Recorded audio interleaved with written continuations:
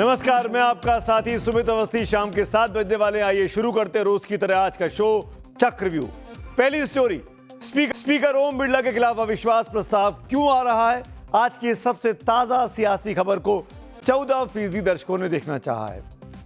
Khamenei का atom bomb अब तैयार होकर ही रहेगा तो क्या अब खाड़ी में महाविनाश की तैयारी है। इस खबर को 26% लोगों ने देखना चाहा है। और अगली खबर थी हिमंता बिस्व शर्मा की गन से निशाना साधने वाली कंट्रोवर्सी अब बहुत बड़ी हो चुकी है। पॉइंट ब्लैंक टारगेट पर कौन है, इस खबर को 29% दर्शक देखना चाहते हैं। लेकिन जो खबर सबसे ज्यादा वोट पाकर अव्वल आई है वो है दिल्ली में मौत के कितने गड्ढे। हमारी एक्सक्लूसिव रिपोर्ट है। कई लोग तो कह रहे हैं कि यह गड्ढों की राजधानी हो चुकी है। इस खबर को 31% लोगों ने वोट दिया है। इस खबर को सबसे ज्यादा लोग देखना चाहते हैं। हम देश की राजधानी की लापरवाह सिस्टम की हकीकत आपके सामने रखें। हमारा कैमरा बीते वीकेंड पर लगातार दिल्ली की सड़कों पर घुमा है, जमीन से रिपोर्ट निकाल के लाया और लगता है कि दिल्ली गड्ढों की राजधानी हो गई है। इस खबर पर आए उसके पहले एक बड़ी खबर आपको दिखा देते हैं। और सवाल यह है कि जिनके पास पैसा है, रसूख है, क्या वो कुछ भी इस देश में कर सकते हैं।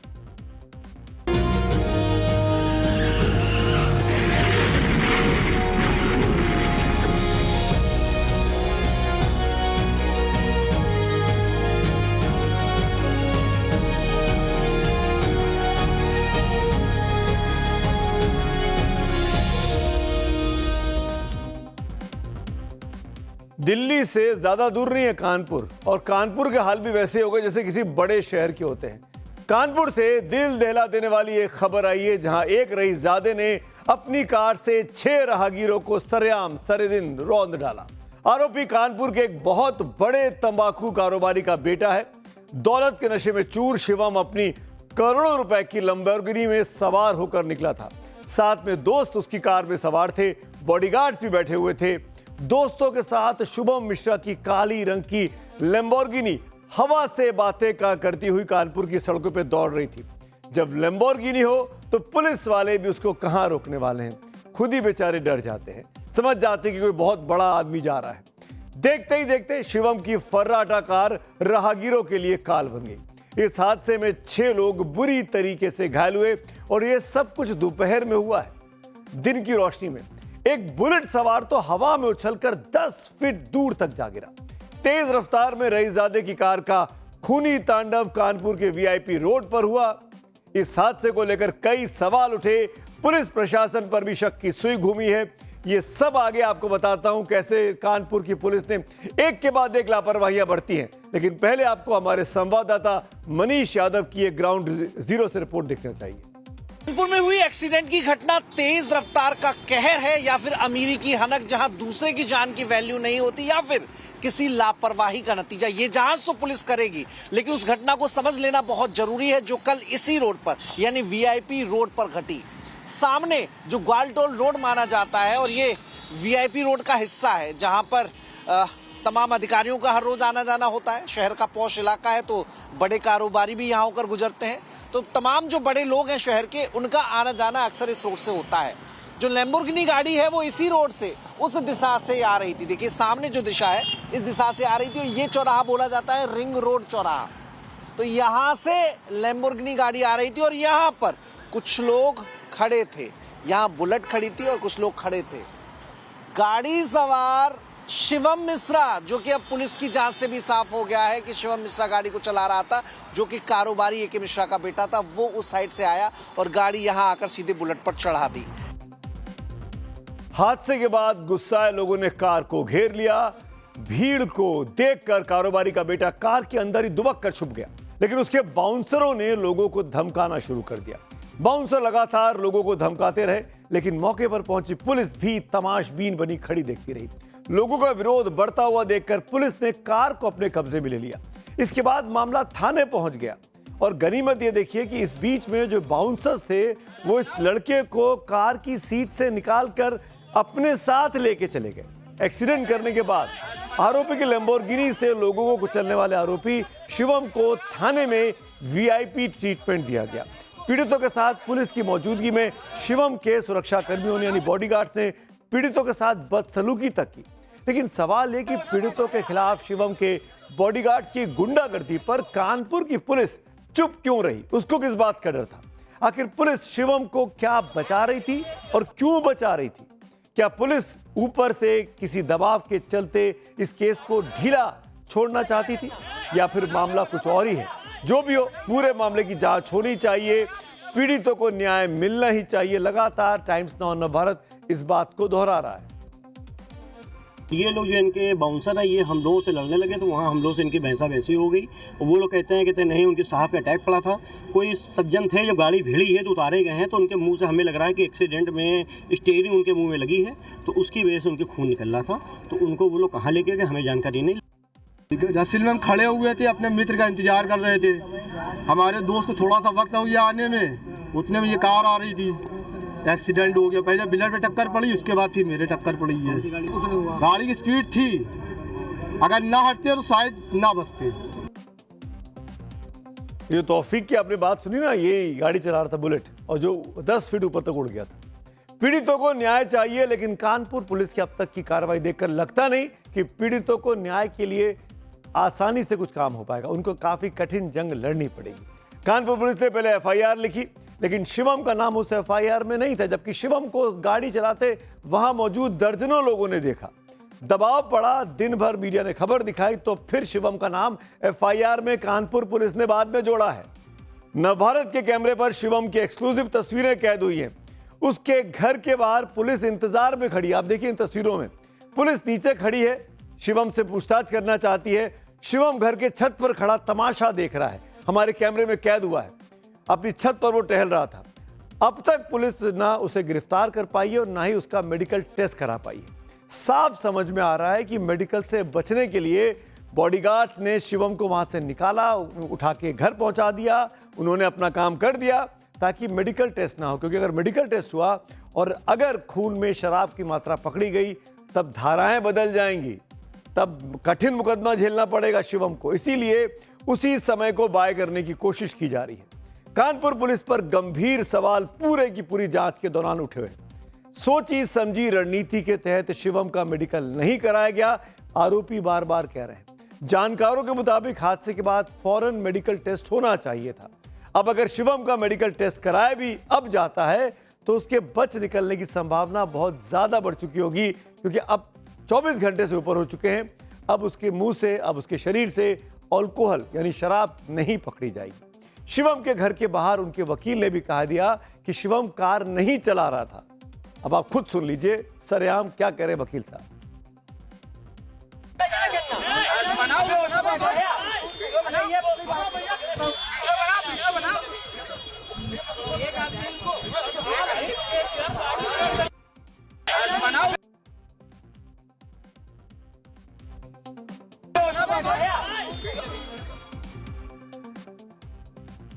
जिस तरीके से शिवम के बॉडीगार्ड उसको गाड़ी से बाहर निकाल रहे, साफ समझ में आ रहा है कि वो इस हालत में नहीं है कि चल सके। अब वो नशे की वजह से है, चोट की वजह से, ये तो मेडिकल होता तभी पता लगता, मेडिकल तो कराया ही नहीं गया। अब आपको शिवम के बारे में बता दूं कि आखिरकार ये है कौन शख्स। शिवम मिश्रा बंशीधर टोबैको ग्रुप के मालिक के मिश्रा का बेटा है। के मिश्रा अपने इलाके में मुन्ना बाबू के नाम से भी जाने जाते हैं। शिवम मिश्रा लग्जरी कारों का शौकीन है। उसके पास कई महंगी गाड़ियों का काफिला है। इन तस्वीरों में देखिएगा, ये सब गूगल पे बड़ी आसानी से तस्वीरें उपलब्ध हैं। रोल्स रॉयस समेत कई लग्जरी गाड़ियां हैं। जिस लैम्बोर्गिनी से हादसा हुआ उस कार की कीमत करीब 10 करोड़ रुपए बताई जा रही है। शिवम की हर कार का जो करेक्शन है उसमें कॉमन नंबर दिखाई देता है 4018 4018। कुछ ना कुछ मिस्ट्री है, कुछ ना कुछ टोटका है। आप तीनों गाड़ियां देखिए जो तस्वीरों में दिखती हैं, सबका नंबर आखिर में 4018। हर कार के आखिर की 4 डिजिट 4018 ही क्यों होते हैं? इस नंबर की कीमत ही लाखों में है। 4018 को अगर आप जोड़ते तो 13 का आंकड़ा निकल कर आता है, और 13 को अमूमन अशुभ नंबर माना गया है। पर कम से कम इनकी प्रगति को देख के तो लगता नहीं कि 13 इनके लिए अशुभ होगा। जितनी बड़ी बड़ी कारें और जो महंगा शौक ये रखते हैं, जिस कार से आप और हम घूमते हैं उतने में तो उसकी कार का नंबर ही आता है। इतना महंगा नंबर खरीदा जाता होगा। 2 साल पहले कारोबारी के मिश्रा की कंपनी पर छापा भी पड़ चुका है। छापे में 100 करोड़ से ज्यादा कीमत की सिर्फ कारें मिली थी, जिसमें Rolls Royce Phantom, Lamborghini, Ferrari, McLaren जैसी महंगी कारें थी, और ये सब कानपुर में थी। छापेमारी में 100 करोड़ से ज्यादा की टैक्स चोरी का खुलासा हुआ था। इसके अलावा शिवम ने अपने बेटे, शिवम का भी एक छोटा बेटा है, अपने बेटे के बर्थडे सेलिब्रेशन में करोड़ों रुपए खर्च किए थे। पार्टी में बॉलीवुड के बड़े बड़े नेताओं, अभिनेताओं को बुलाया गया था पार्टी में हिस्सा लेने के लिए। अब आपको इसके बाद आगे बढ़ेंगे। अब आपको आज की जो मुख्य कहानी है जिसको पब्लिक ने वोट किया, मैं बात कर रहा हूं दिल्ली की सड़कों की। दिल्ली की सड़कें और उन पर मौजूद मौत के गड्ढों का सच दिखाने अब हम आपको जा रहे हैं। अगर आप दिल्ली में रहते हैं या एनसीआर में रहते हुए दिल्ली आते जाते हैं तो ये सच आपको हैरान कर देगा। अभी 4 दिन भी नहीं गुजरे हैं, दिल्ली के जनकपुरी में गड्ढे में गिरकर कमल ध्यानी की मौत हो गई थी। गड्ढा दिल्ली जल बोर्ड के ने खोदा था, मौत कमल की हुई और गिरफ्तारी हुई इस केस के सबसे कमजोर कड़ी की, वहां के सिक्योरिटी गार्ड की।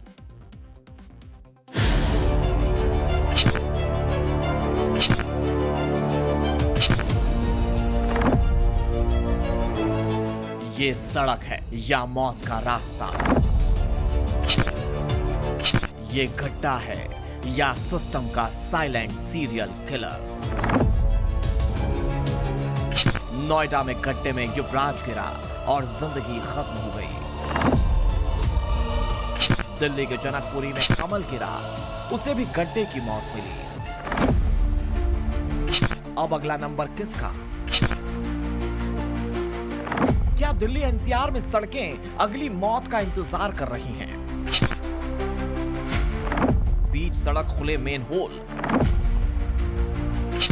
बिना बैरिकेड गहरे गड्ढे, नुकीले सरिये और आंखों पर पट्टी बांधकर बैठा सिस्टम।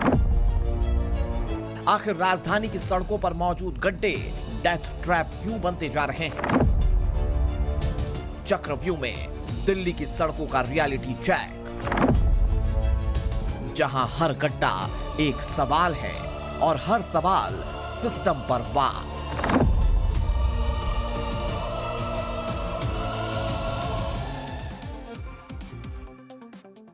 एक कहावत है, जब हाथी फंसता है तो चूहा कुचल दिया जाता है। दिल्ली के जनकपुर में भी कुछ ऐसा ही होता दिखा।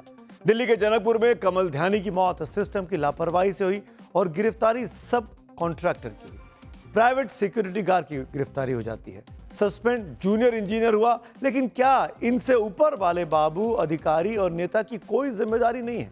वहीं दिल्ली में राजनीति चमकाने वालों को नया मुद्दा हाथ लग गया है। कमल की मौत के बाद तो जैसे दिल्ली की मुख्य विपक्षी आम आदमी पार्टी की बाँछें खिल गई हैं। लेकिन क्या दिल्ली की सड़कों की हालात सिर्फ 1 साल में हुई है? इससे पहले 10 साल आम आदमी पार्टी की सरकार रही है, सीएम अरविंद केजरीवाल रहे। क्या उस वक्त दिल्ली में सड़कों पर गड्ढे नहीं थे?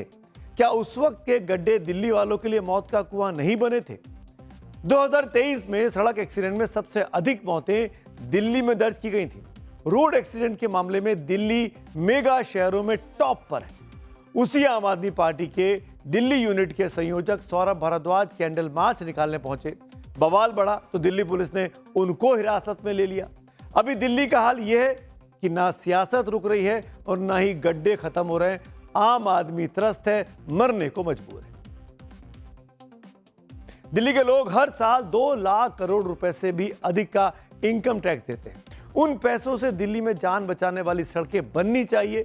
लेकिन दिल्ली ट्रैफिक पुलिस के मुताबिक दिल्ली में सड़क दुर्घटनाओं में होने वाली मौतों में सितंबर 2025 तक पिछले साल के मुकाबले 2.5% की कमी आ गई है, जबकि घातक सड़क दुर्घटनाओं में 2.9% की गिरावट दर्ज की गई है। सितंबर 2025 तक दिल्ली में सड़क दुर्घटनाओं में 1149 मौतें हुई, जो पिछले साल सितंबर 2024 तक हुई 1178 मौतों से कुछ कम है। 2023 में दिल्ली में रोड एक्सीडेंट में 1457 मौतें रिकॉर्ड की गई थी। 2022 में 1461, 2021 में 1239 मौतें रोड एक्सीडेंट में दिल्ली में हो चुकी हैं। यानी मौतों के होने का सिलसिला थमा ही नहीं है, कुछ कम जरूर भली हो गया। यानी सरकार कोई भी हो, ना सड़क हादसों का सिलसिला यहां रुकता है, ना मौतों का। हाँ, सड़क सुरक्षा, सड़कों के बनाने, उनकी मरम्मत और गड्ढों यानी पॉटहोल्स को भरने के लिए बजट साल दर साल बढ़ता जा रहा है। लेकिन दिल्ली में, मैं राजधानी दिल्ली की बात कर रहा हूं, दिल्ली में सड़कों का अभी क्या हाल है, इसका रियलिटी चेक हमारे सहयोगियों ने इन बीते 2 दिनों में किया। जो कुछ कमल के साथ हुआ जनकपुरी में, उससे बाद हमने तय किया कि दिल्ली की सड़कों का जायजा लिया जाए इतनी बड़ी दिल्ली की कुछ छोटी सी जमीनी रिपोर्ट हमारे सहयोगियों ने तैयार की है, आइए देख लेते हैं।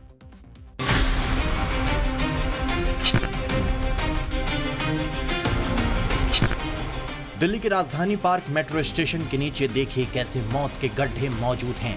दिन हो या फिर रात, ये गड्ढा ऐसे ही हादसे और मौत के इंतजार में मुंह बाए रहता है।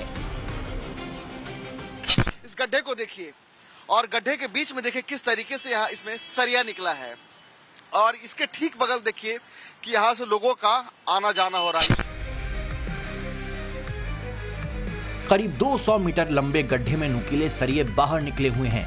जरा सा पांव फिसला तो आदमी नहीं, सीधे अगल कमल ध्यानी बन जाए। बहुत रिस्क है इसमें, तो काफी रिस्क है। आदमी आते जाते कभी पैर स्लिप हो गया तो आदमी गिर सकता है, उसमें डूब सकता है। छोटे छोटे बच्चे भी आते जाते हैं। अब दिल्ली के रोहतक रोड का हाल देखिए। बीच सड़क पर मैन होल खुला हुआ है, बगल में खुला नाला भी मौजूद है। न बैरिकेड न चेतावनी बोर्ड, बस मौत का खुला ऑफर। ये कितना गहरा है, कितना अंदर है, आप खुद देखकर अंदाजा लगाइए। अंदर पूरा पानी भरा हुआ है। बारिश होती है तो गिर जाते हैं, हम लोग रहते हैं तो उठाते हैं दौड़ के। तो ऐसा स्थिति हो जाता है। हाँ, पूरा पानी भरा रहता है। अब उधर तो ज्यादा स्थिति खराब है। ये पूरा गड्ढा देखिए, पूरा लंबा आप देखिए। टाइम्स नाउ नव भारत रिपोर्टर अनुज मिश्रा पटपड़गंज के विनोद नगर इलाके पहुंचे। मौके पर उन्हें क्या मिला, इसे देख लीजिए। जो ये रास्ता है, आप तस्वीरों में हम देखेंगे, ये मेन रास्ता है और इसके ठीक बगल में जो कि विनोद नगर की तरफ ये रास्ता जाता है, वहां पर ये काम चल रहा है। अभी हम देख रहे हैं नेट लगाया हुआ है। ये नेट कब लगा है? रात को लगाया, मेरे ख्याल से रात को ही लगाया। हाँ, कल रात को लगाया। पता चला कि यहाँ 24 घंटे पहले ही ये नेट लगाया गया है। उससे पहले यहाँ लोगों की जान भगवान भरोसे छोड़ दी गई थी। दिल्ली के द्वारका में भी नवभारत संवाददाता प्रेरित कुमार को कुछ ऐसा ही मिला। द्वारका के सेक्टर 13 में सर्विस लेन पर 2 बड़े बड़े गड्ढे मिले। पिछले 6 महीने से गड्ढा मौजूद है। यहाँ भी सर्विस लेन के दोनों तरफ कोई बैरिकेड्स या वार्निंग बोर्ड नहीं मिला। एक गड्ढा आपने ये देखा, ये देखिए कितना बड़ा यहाँ पर ये गड्ढा है। और अगर एक और तस्वीर मैं आपको दिखाऊं पीछे की तरफ, तो यहाँ से देखिए थोड़ी दूर पे एक दूसरा गड्ढा भी देखिए यहाँ पे है। यानी कि 2 जगह गड्ढे बने हुए हैं और गड्ढे के ऊपर ये सड़क है और सड़क पे मैं चल रहा हूँ। मुझे बिल्कुल अंदाज़ा इस बात का नहीं है कि सड़क मेरे चलते चलते कहीं धंस ना जाए। जिस तरह से यहाँ गड्ढे बने हुए हैं, देखिए दूसरा गड्ढा मैं आपको ये दिखा रहा हूँ कि देखिए ये अभी कितना गहरा गड्ढा है। यहाँ जो है मिट्टी ऊपर आप देख सकते बाहर पड़ा हुआ है। लोगों का कहना है कि लगभग 6 महीने से ये इसी तरीके से है। ये रोड बैठ गई और वो साइकिल के समेत एक आदमी चला गया। तो लकीली दिन का टाइम था तो लोगों ने उसको आदमी को निकाल दिया। मेरे ख्याल से साइकिल अभी भी इसके अंदर यही है। और सिर्फ अगर और इसके बाद हादसा नहीं हुआ तो इसको मैं लोगों की खुशकिस्मती बोलूँगा। कोई सिर्फ हम प्लेइंग विद फायर। दिल्ली की इन सड़कों को देखकर हर कोई सवाल कर रहा है, और कितने युवराज और कितने कमल की जान जाएगी और कितनी लाशों के बाद सिस्टम की नींद खुलेगी। क्योंकि जब गड्ढे भरने से पहले अर्थी उठाई जाए तो समझ लीजिए ये सिर्फ सड़क की नहीं, सिस्टम की खाई है। बड़ा सवाल है कि क्या हमारे देश में मौत भी परमिट लेकर आती है? बस जिम्मेदारी बिना परमिट भाग जाती है। कमल की मौत पर हो रही राजनीति और दिल्ली की दशा दिशा पर सवाल पूछने के लिए मेरे सहयोगी हमारे संवाददाता प्रेरित कुमार दिल्ली सरकार के पीडब्ल्यूडी मंत्री परवेश वर्मा के आवास पे पहुंचे। देखिए वहां पे उनको क्या मिला। हमने जो मंत्री हैं प्रवेश वर्मा, उन्हें हमने कॉल भी किया, लेकिन फोन पर हमें कोई रिस्पॉन्ड नहीं किया गया। उसके बाद उनके सहयोगी के द्वारा जब हमने संपर्क करने की कोशिश की उन तक, तो हमें साफ तौर पर मना कर दिया गया कि फिलहाल वह मीडिया बाइट नहीं देंगे। इन तमाम सवालों को लेकर के हम यहाँ से वापस बेरंग लौट रहे हैं, क्योंकि इन तमाम सवालों के जवाब देने के लिए जो मंत्री हैं प्रवेश वर्मा वो उपलब्ध नहीं है। कुछ नहीं मिला। परवेश वर्मा के घर पहुंचे थे मेरे सहयोगी प्रेरित।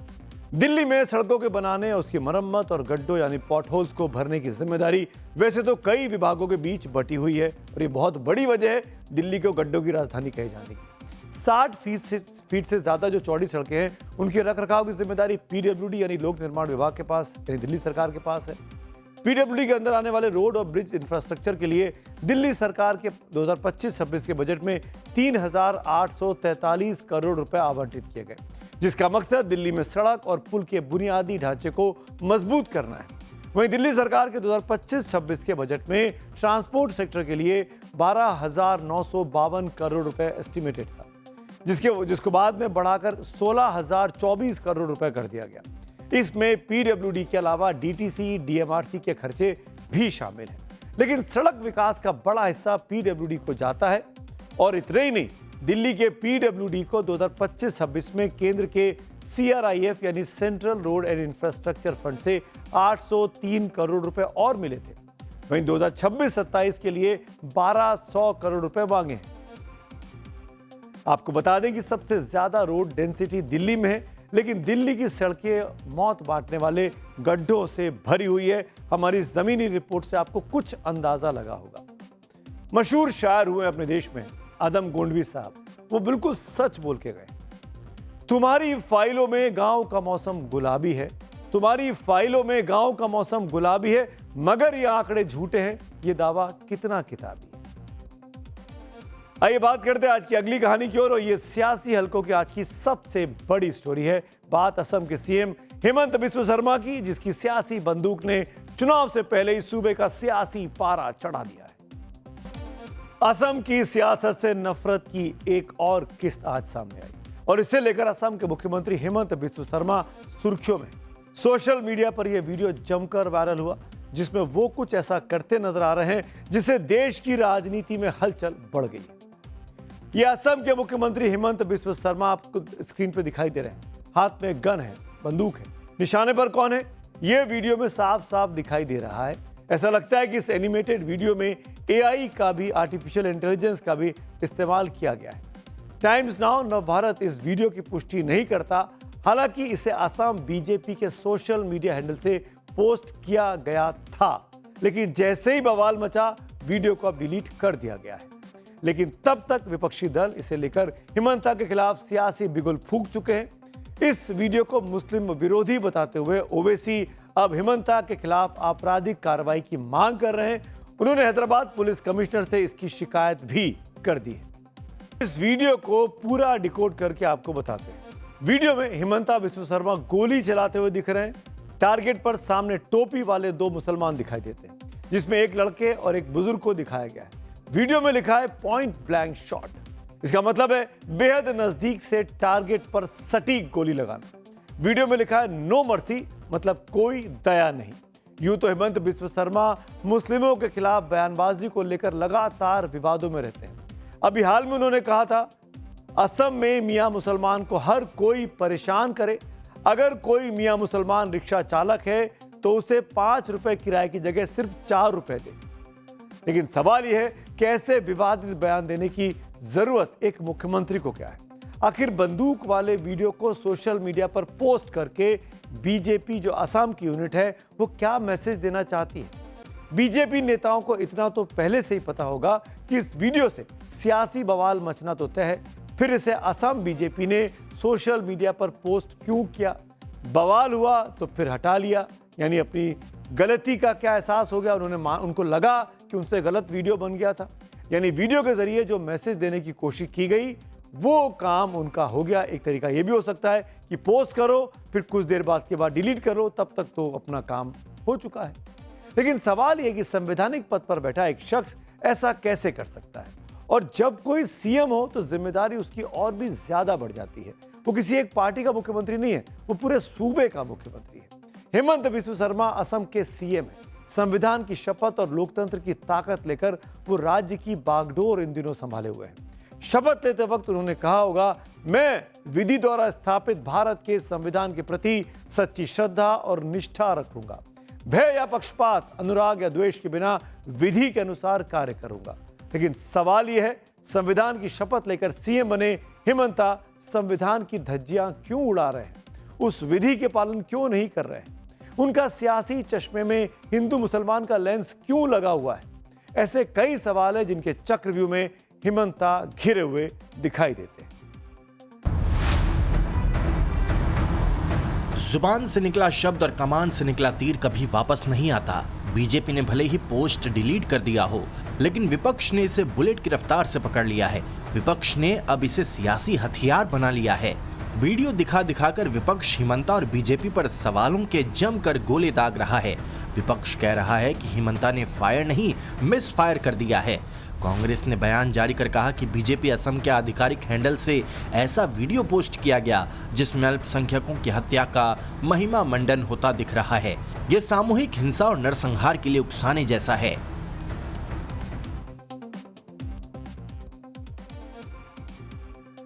इस बीच हिमंता बिस्वा शर्मा ने जो कुछ कहा उसको लेकर अब हम अगली कहानी की ओर बढ़ेंगे। हिमंता बिस्वा शर्मा पर तो पूरी कंट्रोवर्सी बढ़ी गई है, लेकिन सवाल ये खड़ा हो रहा है आखिरकार हिमंता बिस्वा शर्मा ने किया तो क्यों किया। अगली कहानी आज संसद से आई है। संसद में स्पीकर ओम बिरला आज सुर्खियों में बने रहे। लोकसभा के स्पीकर पद के लिए जिस ओम बिरला को सदन ने दोबारा चुना, तब शायद ये कल्पना नहीं की गई होगी कि उनके खिलाफ विपक्ष अविश्वास प्रस्ताव लाने का मन बना सकता है। ऐसे ही कुछ आज हुआ संसद में, लेकिन टाइम्स नाउ को जानकारी मिली है कि यदि स्पीकर राहुल गांधी यानी विपक्ष के नेता को बोलने नहीं देंगे तो विपक्ष उनके खिलाफ अविश्वास प्रस्ताव लाने का मन बना चुका है। इसके लिए सोमवार की सुबह विपक्षी दलों की बैठक हुई थी। सूत्रों के मुताबिक विपक्ष बजट सत्र के दूसरे पार्ट में यह प्रस्ताव लाएगा, क्योंकि इसके लिए 20 दिन पहले नोटिस देना होता है। इसके पीछे विपक्ष ने आधार बनाया कि लोकसभा में विपक्ष के नेता राहुल गांधी को बोलने नहीं दिया गया। चेयर की तरफ से महिला सांसदों का नाम लेकर अपमान किया गया। सत्ता पक्ष के कुछ चुनिंदा सांसदों को हमेशा बोलने में तरजीह और सुविधा मिलती है, और जिस तरह विपक्ष के 8 सांसदों को सस्पेंड किया गया उससे भी विपक्ष का खेमा नाराज बताया जा रहा है। इस पर विपक्षी और सत्ता पक्ष के सांसदों की अपनी अपनी अलग अलग राय भी है। उनसे ही पूछिए ये कैसे हो सकता है कि बजट डिबेट पे फाइनेंस मिनिस्टर बैठी भी नहीं थी। मेरे ख्याल में उनको पता था कि वो लोग इसको अडजर्न करने वाले थे कोई भी बहाने। अभी तक क्या चला, जिस दिन से पार्लियामेंट चला है उस दिन का पूरा इतिहास उस दिन से देख लीजिए। बिना प्रकाशित पुस्तक के बारे में चर्चा करना, स्पीकर के रूलिंग या रूल्स रेगुलेशन कॉन्स्टिट्यूशन के खिलाफ जाना, कारण क्या है? आज उन्होंने कोई भी नोटिस नहीं दिया, लिखा न पढ़ी, जो राहुल गांधी कहें वही सही। और फिर यदि उनमें थोड़ा सा भी आत्मीयता होता या संविधान के प्रति थोड़ी भी निष्ठा होती तो बजट पर ही बोल लेते। तो बजट का स्पीकर शशि थरूर को नहीं बोलने देंगे, अपने नियम कानून से नहीं बनेंगे। तो मुझे लगता है कि कांग्रेस पार्टी रसातल की तरफ जाने के लिए जितनी जल्दी हो, मैंने 2029 का भी वेट नहीं करना चाहती है, अगले 1-2 साल में कैसे खंडित विखंडित हो उसके लिए कांग्रेस पार्टी प्रयास करे। वैसे आज लोकसभा में जिस तरह स्पीकर और विपक्ष के बीच दूरियां दिखी, उससे आप संसद में गतिरोध का अंदाजा लगा सकते हैं। माननीय अध्यक्ष जी। सोमवार को 11 बजते ही स्पीकर ओम बिरला लोकसभा में पहुंचे। उन्होंने पहले तो अंडर 19 वर्ल्ड कप में जीत के लिए टीम को बधाई दी।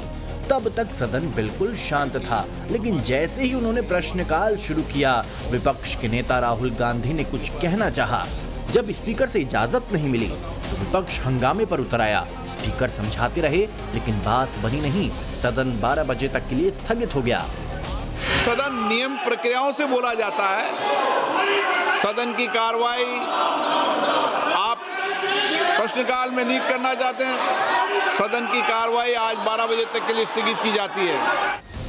12 बजे सदन दोबारा बैठा तो स्पीकर नहीं आए। चेयर की तरफ से बजट पर भाषण देने के लिए कांग्रेस सांसद शशि थरूर का नाम पुकारा गया, लेकिन बात राहुल गांधी के रिमार्क पर अटक गई। एक बार फिर 2 घंटे के लिए सदन स्थगित हो गया। सभा की कार्यवाही 2 बजे तक स्थगित की जाती है। 2 बजे दोबारा सदन बैठा, फिर वही पुरानी कहानी। राहुल गांधी बोलना चाहते थे, लेकिन चेयर से इजाजत नहीं मिली। विवाद बढ़ा तो संसदीय कार्य मंत्री किरण रिजिजू ने दखल दिया। स्पीकर साहब के पास हम गए, मैंने member of the house went, and speaker committed to us, personally committed to us, that I will be allowed to speak here and raise some points before the budget discussion. Now, you are going back on your word. मेरे पास आपका कोई notice नहीं आया है और मुझे नहीं मालूम कि आपका क्या विषय है। ये अभी राहुल गांधी जी ने कहा वो 100% सही नहीं है। स्पीकर ने कमिटमेंट नहीं किया है। स्पीकर ने ये कहा कि अगर बातचीत बनता है तो आपको बोलने के लिए देंगे। इससे समस्या सुलझी नहीं बल्कि सदन कल तक के लिए स्थगित हो गया, लेकिन विपक्ष के नेता के बोलने का विवाद खत्म नहीं हुआ है। सदन में गतिरोध चल रहा है, लेकिन एक गतिरोध मध्य एशिया में भी चल रहा है। बात ईरान की मैं कर रहा हूं, जिसका यूं तो ऑफिशियल क्लेम है कि उसके पास न्यूक्लियर पावर, न्यूक्लियर बम नहीं है, लेकिन हम बात करेंगे खामेनेई के एटम बम की, जिसे लेकर खाड़ी में महाविनाश की आहट सुनाई दे रही है। खाड़ी देशों से जो खबरें आज निकल के सामने आ रही हैं वो दुनिया की नींद उड़ाने वाली हैं, बेचैनी बढ़ाने वाली हैं।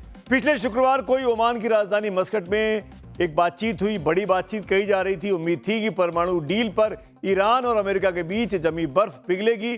दोनों मुल्क के प्रतिनिधि आमने सामने बैठे थे, लेकिन ईरान के विदेश मंत्री अब्बास अराक्ची ने जो कहा, उसने बाजी बिल्कुल पलट कर रख दी।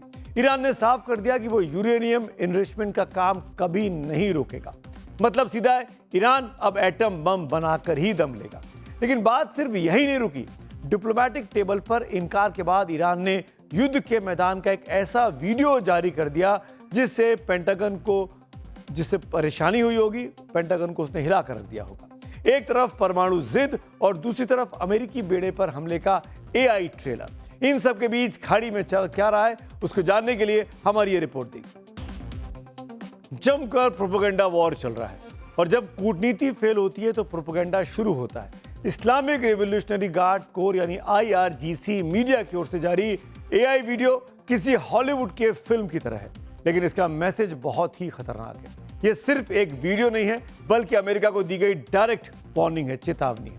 ईरान ये बताना चाहते हैं कि अगर उस पर एटमी प्रोग्राम रोकने को लेकर हमला हुआ तो वो अमेरिका के सबसे शक्तिशाली जंगी जहाजों को समंदर की तह में भेज सकता है। ऐसे में सवाल है कि क्या ईरान अब किसी से नहीं डर रहा? क्या ईरान ने चुपके से परमाणु बम तैयार करके रखा हुआ है? क्या मस्कट की बातचीत सिर्फ एक दिखावा थी ताकि ईरान कुछ समय ले सके अपनी तैयारी के लिए? और सबसे अहम सवाल यह कि क्या ट्रंप अमेरिकी एयरक्राफ्ट कैरियर पर अटैक की ईरानी धमकी को अब बर्दाश्त करेंगे? ओमान की राजधानी मस्कट पर शुक्रवार को पूरी दुनिया की नजरें टिकी थीं। दावा तो यह किया गया कि अमेरिकी प्रतिनिधियों और ईरान के बीच तनाव कम करने के लिए बातचीत हुई है, लेकिन बैठक के बाद ईरान के विदेश मंत्री अब्बास अराक्ची के तेवर बदले हुए थे। उन्होंने साफ शब्दों में अमेरिका को मैसेज दिया, ईरान अपने यूरेनियम संवर्धन कार्यक्रम से 1 इंच पीछे नहीं हटेगा। परमाणु समझौते के तहत ईरान को सिर्फ 3.67% शुद्धता तक यूरेनियम संवर्धन की इजाजत थी, जो बिजली बनाने के काम आता है। लेकिन अब खबरें हैं कि ईरान 60% शुद्धता तक पहुंच चुका है। परमाणु बम बनाने के लिए 90% शुद्धता चाहिए होती है, जिससे ईरान अब ज्यादा दूर नहीं है। ईरान बहुत बड़ा देश है, उसके ऊपर अगर न्यूक्लियर अटैक होता है इतना फर्क नहीं पड़ेगा, पर ईरान अगर इजराइल के ऊपर न्यूक्लियर अटैक करता है तो इजराइल का सर्वाइवल का क्वेश्चन पैदा हो जाता है। अमेरिका की बेसिस है, उनके ऊपर इस तरह का अटैक होता है तो अमेरिका की साख का सवाल पैदा हो जाता है। यही कारण है कि जो वहाँ का पावर बैलेंस को अमेरिका और इजराइल अपने पक्ष में रखना चाहते हैं और वो नहीं चाहते कि ईरान किसी भी प्रकार से न्यूक्लियर ताकत बने। और अब बात कर लेते हैं अंतर्राष्ट्रीय खबरों में अपने पड़ोस की। साउथ एशिया की जियोपॉलिटिक्स में इस वक्त सबसे बड़ा सवाल एक ही है कि 12 फरवरी के बाद बांग्लादेश में किसकी सरकार बनेगी। लगातार 15 साल तक शेख हसीना ने ढाका और दिल्ली के रिश्तों को नई ऊंचाइयों पर रखा, लेकिन 2024 के तख्ता पलट ने अब सब कुछ बदल दिया है। अब चुनाव में महज 3 दिन रह गए हैं। शेख हसीना की आवामी लीग हाशिए पर है और चुनाव मैदान में वो ताकतें जो पारंपरिक रूप से भारत विरोधी इन दिनों मानी जाती हैं। ऐसे में सवाल कई सारे खड़े हो रहे हैं। चुनाव बांग्लादेश में, लेकिन इस पर नजर भारत के साथ साथ चीन और पाकिस्तान की क्यों लगी हुई है? क्या आम चुनाव बांग्लादेश की राजनीति का अंत है या फिर एक नई शुरुआत है? क्या बांग्लादेश के चुनाव नतीजों से साउथ एशिया का पावर बैलेंस पलट सकता है? 1971 में पाकिस्तान से आजाद होकर बने बांग्लादेश से भारत के संबंध इस बात पर निर्भर करते हैं कि ढाका में कौन सी पार्टी सत्ता में है। शेख हसीना के कार्यकाल में रिश्ते मजबूत रहे, लेकिन विपक्षी दल अक्सर उन पर भारत के सामने कमजोर रुख अपनाने का आरोप लगाते रहे। हसीना के हटने के बाद बांग्लादेश में भारत विरोधी ताकतें वहां पर तेजी से आगे बढ़ी हैं। जमीयत वहां पर एक तरीके जो कट्टरपंथी संगठन है उसका एक तरीके से बांग्लादेश पर इस वक्त कब्जा है। हालात उस समय और बिगड़े जब छात्र आंदोलन के समय वहां के नेता उस्मान हादी की हत्या हो गई। बांग्लादेश में भारत के खिलाफ लगातार कई दिनों तक प्रदर्शन चल रहे हैं। अल्पसंख्यकों हिंदुओं की हत्याएं हो रही हैं, उनके साथ लगातार दुर्व्यवहार हो रहा है। बांग्लादेश हिंदू बौद्ध क्रिश्चियन यूनिटी काउंसिल, जो अल्पसंख्यक समुदायों का प्रतिनिधित्व करने वाला एक संगठन है, उसका दावा हो चुका है कि अगस्त 2024 के बाद से 2000 से ज्यादा सांप्रदायिक हिंसा की घटनाएं दर्ज की गई हैं। 61 अल्पसंख्यकों की हत्या हुई है। महिलाओं के साथ रेप के 28 मामले हो चुके हैं। पूजा स्थलों पर हमलों के 95 घटनाएं दर्ज की गई हैं। हिंसा की घटनाओं के शिकार ज्यादातर हिंदू हुए हैं, जो कि बांग्लादेश में अल्पसंख्यक हैं। इन तनावों के बीच भारत और बांग्लादेश की क्रिकेट को लेकर भी विवाद बढ़ रहा है। बांग्लादेश ने भारत में होने वाले T20 वर्ल्ड कप मैचों को किसी और देश में कराने की इजाजत मांगी हुई है, लेकिन आईसीसी ने बांग्लादेश को टूर्नामेंट से बाहर कर दिया। इसके बाद पाकिस्तान ने बांग्लादेश के समर्थन में भारत के खिलाफ मैच खेलने से इनकार कर दिया। वो एक नया टसल भारत और पाकिस्तान के बीच शुरू हो गया है। बांग्लादेश के इन हालातों के बीच यहां हो रहे चुनाव एशिया में सत्ता के संतुलन की परीक्षा है। अगर ढाका हाथ से फिसला तो भारत के पूर्वी मोर्चे पर चुनौतियां कई गुना बढ़ जाएंगी। और यही वजह है कि भारत की नजर 12 फरवरी के चुनाव पर टिकी है, क्योंकि उस दिन ही यह तय होगा कि बांग्लादेश विकास का रास्ता चुनेगा या कट्टरपंथ की आग में झुलसेगा। अब इसी नोट पर आज चक्रव्यूह के आखिरी क्षण में हम आ चुके हैं। बात करूंगा मैं पब्लिक व्यू की। राहुल पांडे हमारे एक दर्शक हैं, उनका ट्वीट है, राष्ट्रीय राजधानी दिल्ली में गड्ढे में मौत हम सब के लिए चिंता का विषय है। सिस्टम की नाकामी ठीक नहीं हुई तो अगला नंबर जाने किसका हो। कविराज शरद लिखते हैं एक पोस्ट में, सीएम हिमंता का सामने आया वीडियो क्या यह बता रहा है कि मुख्यमंत्री अब कानून के रक्षक नहीं, डर फैलाने वाले बन गए। जितेंद्र सिंह एक और शख्स का पोस्ट है, स्पीकर किसी दल विशेष का नहीं, पूरी लोकसभा का होता है। उनकी निष्पक्षता पर सवाल लोकतांत्रिक प्रक्रिया पर सवाल उठाने जैसा होगा। तो इन्हीं नोट्स पर आज मेरे साथ चक्रव्यूह में इतना ही। कल शाम 6:57 पर फिर आप सबसे मुलाकात होगी। शुभ रात्रि।